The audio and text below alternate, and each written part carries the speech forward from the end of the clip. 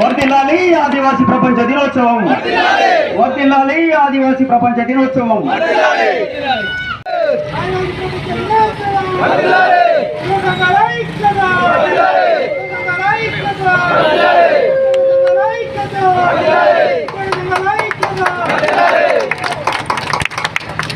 అదేవిధంగా ఇప్పుడు ప్రస్తుతం మనం చూస్తున్న ప్రకృతి సమతుల్యం అనగా వన్యప్రాణులైన పర్యావరణమైన ఏదైనా ఇప్పుడు ఏదైనా ప్రతి పర్యాటకం కూడా ఆదివాసీ ప్రాంతంలో ఉంది. సపోజ్ మేడారమైన లక్నవరమైన ఏదైనా ప్రతిదీ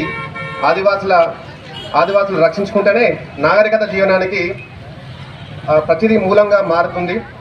సో నాగరికత ప్రజలను రక్షిస్తూ వాళ్ళకు ఆక్సిజన్ ప్రతిదీ ప్రకృతిని సమతుల్యం చేస్తున్న ఆదివాసీ ప్రజలందరికీ మరొకసారి ప్రపంచ ఆదివాసీ దినోత్సవ శుభాకాంక్షలు తెలియజేస్తూ ముగిస్తున్నాను. Thank you.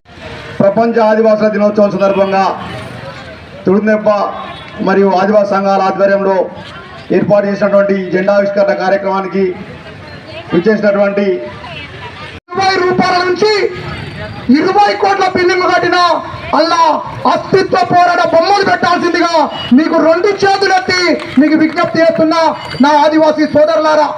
అదే క్రమంలో ఇవాళ 7%, 8%, 9% రిజర్వేషన్ భారత రాజ్యాంగంలో పొందుపరచబడ్డది. ఒకే ఒక సామాజిక వర్గం అన్ని రంగాల్లో దోసుకపోతుంది. మన బిడ్డలు 1989 నుంచి 2004 దాకానే ఆదివాసీ బిడ్డలకు విద్యా రంగంలో, ఉద్యోగ రంగంలో, సంక్షేమ రంగంలో, ఉపాధి రంగంలో మన వాటా కొంచెమంతా పేసా ఏరియాలో మాత్రమే దక్కింది. మిగతా అన్ని రంగాల్లో వాటా ఒకే ఒక సామాజిక వర్గం కొల్లగొట్టుకపోతుంది. దానికి సూచికగా 2023లో డాక్టర్లు, 2023లో ఇంజనీర్ల వాటా చూసుకుంటే 70 నుంచి 76% వాటా ఒకే ఒక సామాజిక వర్గం ఎస్టీ తెగల పేరు మీద ఒక్కరే దోసుకపోయిండు. అంటే మన బిడ్డలు డాక్టర్లుగా మనం చూడలేం, ఓ ఇంజనీర్లుగా మనం చూడలేం.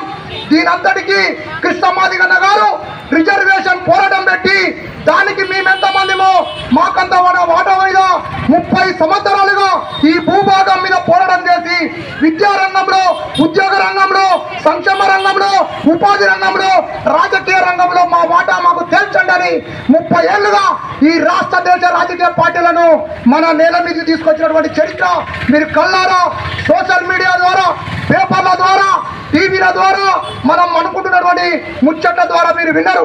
నిన్నగా ఐక్యరాజ్య సమితి గుర్తించిన రోజు దీన్ని మనం ఎప్పటికీ కాపాడుకుంటూ భవిష్యత్తు తరాలకు మనందరం కూడా సూత్రబద్ధంగా న్యాయబద్ధంగా పనిచేయడానికి కృషి చేయాలని చెప్పేసి కోరుకుంటున్నాం.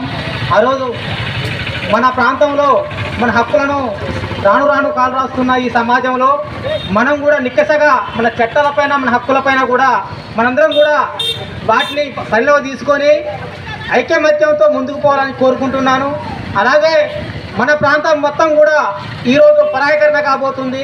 మన అస్తిత్వం కూడా రేపు ప్రమాదకరంలో మునిగిపోతూ ఉంది. కాబట్టి మన హక్కులు, మన చట్టాలను కాపాడుకోవాలంటే మనందరం కూడా ఐకమత్యంగా మన చట్టాలను, మన హక్కు ఇంప్లిమెంట్ చేసుకోవాలంటే ఏకతాటిపైన ముందుకు పోవాలని కోరుకుంటా ఉన్నా.